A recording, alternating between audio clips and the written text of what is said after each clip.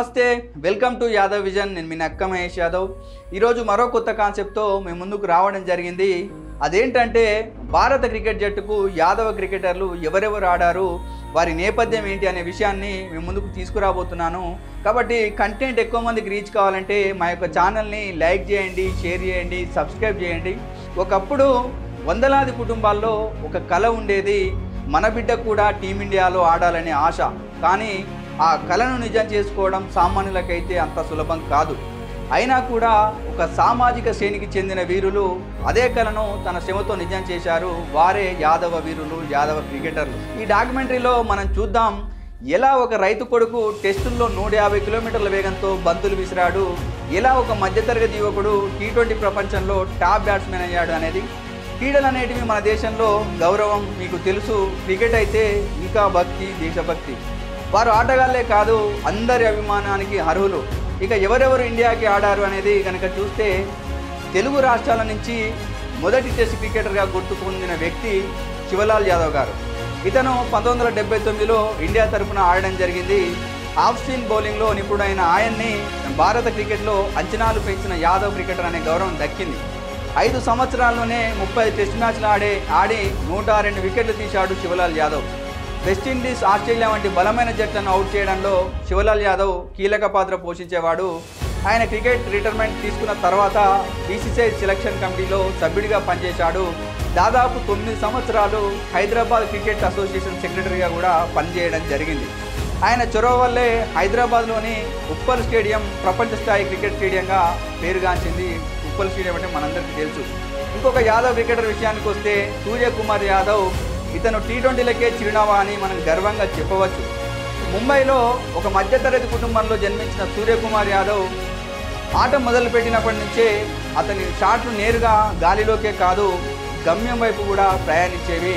2021లో అరంగేటం చేసిన యువకుడు అతి తక్కువ కాలంలో T20 వరల్డ్ నెంబర్ 1 బ్యాట్స్మెన్ అయ్యాడు. అక్కడితో ఆగకుండా ఇండియన్ 2020 టీంకి కెప్టెన్గా సెలెక్ట్ అయ్యి కేవలం బ్యాటింగ్తోనే కాదు, ఇప్పుడు నాయకత్వంలోనూ సూర్యకుమార్ యాదవ్ దేశం గర్వపడేలా చేస్తున్నాడు. చక్కని ఆడతీరు కనబరుస్తూ, ధైర్యవంతమైన షాట్లు కొడుతూ, ఒత్తిడిలోనూ పట్టుదలతో ఉంటూ, ఇవన్నీ కలగలిపి అతడిని 360 డిగ్రీస్లో షాట్లు కొట్టే ప్రపంచ నెంబర్ 1 బ్యాట్స్మెన్గా ఇవన్నీ మార్చాయి. కానీ ఇంత తక్కువ సమయంలో భారత జట్టుకు కెప్టెన్ అవుతాడని మాత్రం ఎవరు కూడా ఊహించలేదు. కానీ అది సాధ్యమైందంటే కేవలం అతని నిరంతర శ్రమ, అతని ఆత్మవిశ్వాసం, టీం పైన ఉన్న అతని ప్రేమ అని మనం గర్వంగా చెప్పవచ్చు. సూర్యకుమార్ యాదవ్ కెప్టెన్సీ అనేది ఒక సాధారణ లీడర్షిప్ కానే కాదు, అది ప్రతి ఒక్క యువకుడికి ఒక సందేశం, ఒక ఇన్స్పిరేషన్. అంకితభావంతో పనిచేసే సాధారణ వ్యక్తి కూడా ఉన్నత స్థాయికి చేరుకోవచ్చని నిరూపించాడు సూర్యకుమార్ యాదవ్. ఇంకో క్రికెటర్ విషయానికి వస్తే యాదవ యోధుడు కుల్దీప్ యాదవ్. బౌలింగ్ అంటే స్పిన్, పేస్ మాత్రమే కాదు, ఒక ఆర్ట్ కూడా. ఈ ఆర్ట్లో ఆర్జన చేసిన వాడే కుల్దీప్ యాదవ్ అని చెప్పవచ్చు. ప్రపంచ క్రికెట్లో అరుదైన చైనామన్ స్పిన్నర్గా టెస్ట్లలో, వన్డేలలో వికెట్ల వర్షం కురిపిస్తూనే ఉన్నాడు. ఇతను ఉత్తరప్రదేశ్లో జన్మించడం జరిగింది. మొన్న జరిగిన ఛాంపియన్స్ ట్రోఫీలో తన స్పిన్ మాయాజాలంతో ప్రత్యర్థులను బెంబేలెత్తించి భారత ప్రజల మనసును గెలుచుకోవడం జరిగింది. ఇక క్రికెటర్ మయాంక్ యాదవ్ విషయానికి వస్తే వేగానికి నిర్వచనంగా ఇతని చెప్పవచ్చు.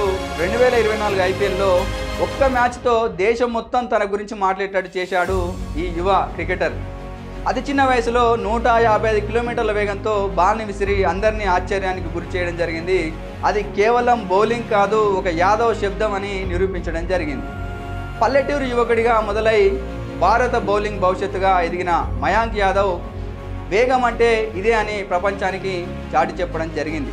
ఇలా ఇంకో యాదవ్ దిగ్గజం ఉమేష్ యాదవ్ విషయానికి వస్తే గరిష్ట వేగం బౌలర్గా, రైల్వే గార్డుని కొడుకుగా, భారత జాతీయ జట్టు పేస్ బౌలర్గా ఎదిగాడు ఉమేష్ యాదవ్. 145 కిలోమీటర్ల పైనే సగటు వేగంతో బంతులు విసురుతూ IPLలో, టెస్టుల్లో, వన్డేల్లో భారత బౌలింగ్ దళానికి శక్తినిచ్చిన యాదవ్ వీరుడు క్రికెటర్ ఉమేష్ యాదవ్ అని మనం గర్వంగా చెప్పవచ్చు. ఆయన మన భారత సమాజానికి ఎంతో స్ఫూర్తి.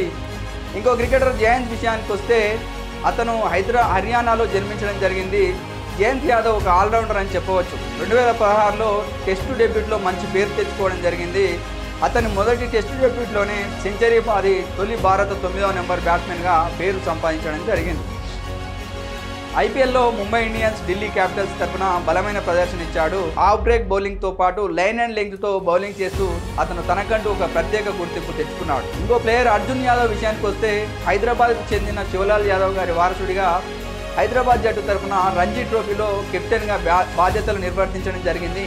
ఇతను 1981లో జన్మించాడు. మిడిల్ ఆర్డర్ బ్యాట్స్మెన్గా నిలిచిన అతను తన బౌలింగ్తో కూడా అందరినీ ఆకట్టుకునేవాడు. ఇతను ఇండియా ఏ జట్టులో కూడా ఎంపికై దేశానికే రిజర్వ్ బ్యాక్బోన్ లాగా నిలిచాడు. హైదరాబాద్ తరఫున 8 పైగా ఫస్ట్ క్లాస్ మ్యాచ్లు ఆడి కెప్టెన్గా కూడా రాణించడం జరిగింది. 2005-2006 సీజన్లో రంజీ ట్రోఫీ సెమీఫైనల్ మ్యాచ్లో 153 పరుగులు చేసి ఆ మ్యాచ్లో హీరో అయ్యాడు. రిటైర్మెంట్ తర్వాత హైదరాబాద్ క్రికెట్ కోచ్గా కూడా సేవలు అందించడం జరిగింది అర్జున్ యాదవ్. ఇంకొక క్రికెటర్ విషయానికి వస్తే అమిత్ రాజ్ కుమార్ యాదవ్. ఇతను జార్ఖండ్ రాష్ట్రానికి చెందిన స్పిన్నర్. తన డిఫరెంట్ స్పిన్ బౌలింగ్తో అందరినీ ఆకర్షించడం జరుగుతుంది. అండర్-19 జట్టులో స్టార్ క్రికెటర్ ఎదిగి డొమెస్టిక్ క్రికెట్లో వరుస వికెట్లు తీస్తూ మినీ కుల్దీప్ యాదవ్ అని అభిమానులతో పిలిపించుకోవడం జరుగుతుంది. ఇక ఇంకో ప్లేయర్ విషయానికి వస్తే ఆకాష్ యాదవ్. ఇతను ఢిల్లీకి చెందిన స్పీడ్ స్టార్ అని చెప్పవచ్చు. దేశవాళీ క్రికెట్లో తన బౌలింగ్తో గుర్తింపు పొందుతున్నాడు. సయ్యద్ ముస్తాక్ అలీ ట్రోఫీలో ఢిల్లీ జూనియర్ మరియు సీనియర్ జట్లలో అనేక ప్రదర్శనలు చేయడం జరిగింది. 140 కిలోమీటర్ల పైన వేగంతో బంతులు విసురుతూ ఇతను బౌలింగ్లో రాణించడం జరుగుతుంది. రాజకీయ దిగ్గజం క్రికెటర్ తేజస్వి యాదవ్ నేపథ్యం కనుక చూస్తే తన రాజకీయ ప్రస్థానానికి ముందు తేజస్వి ప్రసాద్ యాదవ్ గారు ఒక ఆసక్తికరమైన క్రికెటర్. బీహార్ రాష్ట్రానికి చెందిన తేజస్వి యాదవ్ మాజీ బీహార్ ముఖ్యమంత్రి లాలూ ప్రసాద్ యాదవ్ కుమారుడు. ఇతను అండర్-19 టీంలో అదేవిధంగా జార్ఖండ్ జట్టుకి ప్రాతినిధ్యం వహించి అనేక మ్యాచ్లు ఆడడం జరిగింది. ఇతను రైట్ ఆర్మ్ మీడియం పేసర్. 2008లో జరిగిన ఐపీఎల్ మొదటి సీజన్లో ఢిల్లీ డేర్డెవిల్స్ జట్టులో సభ్యుడిగా ఉన్నాడు. ఆడడానికి అవకాశం మాత్రం రాలేదు, కానీ ఐపీఎల్లో చోటు దక్కించుకోవడం అంటే తను ఎంత నాణ్యమైన ఆటగాడో మనందరికీ తెలుస్తోంది. ఇక ఇంకో క్రికెటర్ విషయానికి వస్తే హైదరాబాద్ ఆటగాడు సంతోష్ యాదవ్. ఇతను హైదరాబాద్ నుంచి వచ్చిన యువ క్రికెటర్ అని చెప్పవచ్చు. తన బౌలింగ్తో స్థానిక క్రికెట్లో మంచి గుర్తింపు తెచ్చుకున్నాడు. హైదరాబాద్ తరఫున డొమెస్టిక్ క్రికెట్లో అనేక మ్యాచ్లో ప్రాతినిధ్యం వహించడం జరిగింది. ప్రస్తుతం హైదరాబాద్ క్రికెట్ స్టేడియంలో కోచ్గా పనిచేస్తున్నాడు. ఇంకో క్రికెటర్ విషయానికి వస్తే సంజయ్ యాదవ్. ఇతను ఉత్తరప్రదేశ్లో జన్మించి తన చిన్నతనంలో తమిళనాడుకు మారడం జరిగింది. అక్కడే ఆయన క్రికెట్ కెరీర్ మొదలైంది. ఒక శక్తివంతమైన ఆల్రౌండర్గా దేశవాళీ క్రికెట్లో సంచలనాలు సృష్టించాడు సంజయ్ యాదవ్. బాబా అపరాజిత్, మురళీ విజయ్ లాంటి ప్లేయర్లతో కలిసి తమిళనాడు టీంకి ఆడడంతో ఎంతో పేరు సంపాదించుకున్నాడు. 2019 రంజీ ట్రోఫీలో 9 వికెట్లు తీసి ఒక సెంచరీతో మ్యాన్ ఆఫ్ ది మ్యాచ్గా నిలవడం జరిగింది. 2022 ఐపీఎల్లో ముంబై ఇండియన్స్ తరఫున ఎంపిక కావడం జరిగింది. 2023లో సన్ రైజర్స్ హైదరాబాద్ జట్టులో కూడా స్థానాన్ని దక్కించుకోవడం జరిగింది. ఇంకో ప్లేయర్ విషయానికి వస్తే జయప్రకాష్ యాదవ్. ఇతను మధ్యప్రదేశ్కి చెందిన భారతీయ క్రికెట్ ఆటగాడు. కుడి చేతి వాటం బ్యాట్స్మెన్ మరియు కుడి చేతి మీడియం పేసర్ అని చెప్పవచ్చు. 2002 ఐసీసీ ఛాంపియన్స్ ట్రోఫీలో ఉమ్మడి విజేతల్లో ఒకటైన భారత్ జట్టులో జయప్రకాష్ యాదవ్ కూడా సభ్యుడిగా ఉండడం జరిగింది. ఆ టైటిల్ను శ్రీలంకతో కలిసి భారత్ పంచుకోవడం జరిగింది. ఫస్ట్ క్లాస్ క్రికెట్లో 130 మ్యాచ్లు ఆడిన ఇతను 7,334 పరుగులు చేశాడు. 265 అత్యుత్తమ స్కోరుతో 13 సెంచరీలు, 36 అర్ధ సెంచరీలు చేయడం జరిగింది.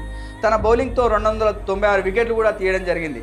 ఇంకో ప్లేయర్ విషయానికి వస్తే జయదేవ్ ఉన్నద్గత్ యాదవ్. రంజీ ట్రోఫీలో అత్యధిక వికెట్లు తీసిన బౌలర్గా పేరు సంపాదించాడు. ఐపీఎల్లో పలు జట్ల తరపున ఆడాడు. ప్రస్తుతం ఇప్పుడు ఎల్ఏజీ తరపున ఆడడం జరుగుతుంది. ఇక నవయువకుడు ప్రిన్స్ యాదవ్ విషయానికి వస్తే మీరు పేరు వినగానే రాజకుమారుడు అని అనిపించవచ్చు, కానీ ఈ రాజకుమారుడు బంతితో ప్రతిపక్షం గుండె పిండేస్తున్నాడని చెప్పవచ్చు.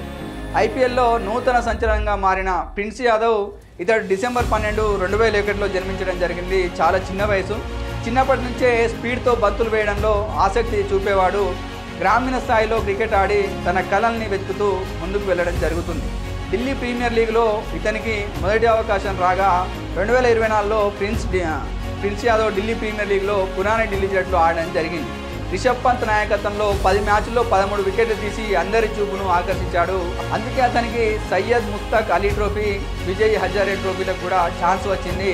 సయ్యద్ ముస్తాక్ అలీ ట్రోఫీలో 11 వికెట్లు, అదేవిధంగా విజయ్ హజారే ట్రోఫీలో 6 మ్యాచ్ల్లో 11 వికెట్లు తీసి తన సత్తాని చాటుకున్నాడు. ఈ 2 టోర్నీల్లో అతడు ఢిల్లీకి ప్రధాన బౌలర్గా మారిపోయాడు. 2025 ఐపీఎల్ వేలంలో లక్నో సూపర్ జైంట్స్ అతన్ని 30 లక్షలకు కొనుగోలు చేయడం జరిగింది. తన రెండవ మ్యాచ్లో ఎస్ఆర్హెచ్ స్టార్ ప్లేయర్ ట్రావిస్ హెడ్ను బౌల్ చేసి జట్టుకు ఆశలు నింపాడు. అంతేకాకుండా హెన్రిచ్ క్లాసెన్ రన్అవుట్లో భాగస్వామిగా ఉండడం వల్ల అతని ఫీల్డింగ్ నైపుణ్యాన్ని కూడా ప్రదర్శించడం జరిగింది. తక్కువ కాలంలో ఎక్కువ ఆశాజనకంగా ఎదిగిన యువ పేసర్ అని ప్రిన్స్ యాదవ్ని చెప్పవచ్చు. భారత్ క్రికెట్కు అతను భవిష్యత్తులో ముఖ్యమైన బౌలర్ అవుతాడని స్పష్టంగా కనిపిస్తోంది. ఇంకో క్రికెటర్ విషయానికి వస్తే లలిత్ యాదవ్ ఢిల్లీ క్యాపిటల్స్ ఆల్రౌండర్. ఇతను ఒకవైపు బ్యాటింగ్, మరోవైపు బౌలింగ్లో ఆఫ్ స్పిన్ బౌలింగ్తో మిడిల్ ఆర్డర్లో టీంకు కీలక ఆటగాడిగా మారాడు లలిత్ యాదవ్. ఈ అందరి ఆటగాళ్ళని కనుక గమనిస్తే ఇప్పుడు యాదవ్ అనే పేరు క్రికెట్లో ఒక గుర్తింపుగా మారింది. స్కై పంచే వెలుగులు, మయాంక్ విసిరే వేగం, ఉమేష్ దూకుడు ఇవన్నీ భారత్ క్రికెట్లో యాదవ్ల ప్రభావానికి ఉదాహరణలుగా నిలుస్తున్నాయి. కాబట్టి ఇంకా ఎక్కువ మంది యాదవ్లు ఇండియా టీంకి సెలెక్ట్ కావాలని కోరుకుందాం. కాబట్టి చూస్తూనే ఉండండి యాదవ్ విజన్ ఛానల్. జై యాదవ్, జై క్రికెట్ ఇలాంటి మరిన్ని విషయాలతో మీ ముందుకు రావడం జరుగుతుంది. కాబట్టి యాదవ్ విజన్ ఛానల్ని లైక్ చేయండి, షేర్ చేయండి, సబ్స్క్రైబ్ చేయండి. ధన్యవాదాలు.